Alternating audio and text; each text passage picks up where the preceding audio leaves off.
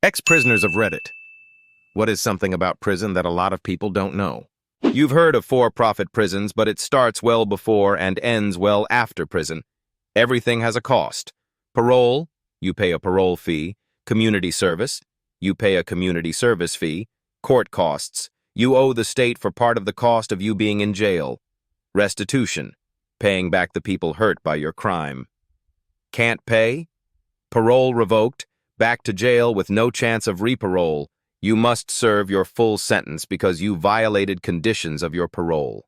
The biggest scams are the halfway houses. They were about $1,500 a month in my town to share a dorm room with, well, another ex-con. Can't pay?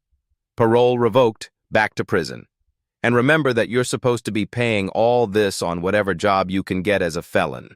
Do you know how many jobs, like Wendy's or even Kroger, tell you to GTFO when you answer that you have a felony conviction? I couldn't work at a library. What, you think I'm going to steal a library book? If you have a substance-related conviction, and sometimes even if you don't, me, you have to do regular drug testing. You're paying for that, of course.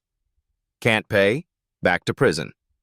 It was like $128 a month for 2x-month drug testing. And again, my conviction wasn't drug-related. My roomie did have a drug-related conviction, so he had to do 3 random drug tests a week that he had to pay for. He almost got sent back to prison, 2 of 3 strikes, for testing dilute. That is, his urine was too watery. He was walking home in 95 heat, can't have a car at this halfway house, and was, you guessed it, drinking water. I did the math and I owed about $2,200 a month in mandatory court expenses that if I did not pay, I would go back to jail. That was something like 200 hours of work, month, before taxes and not even considering food. But the best part was the judge that sentenced both of us owned the halfway house. He was a partial owner.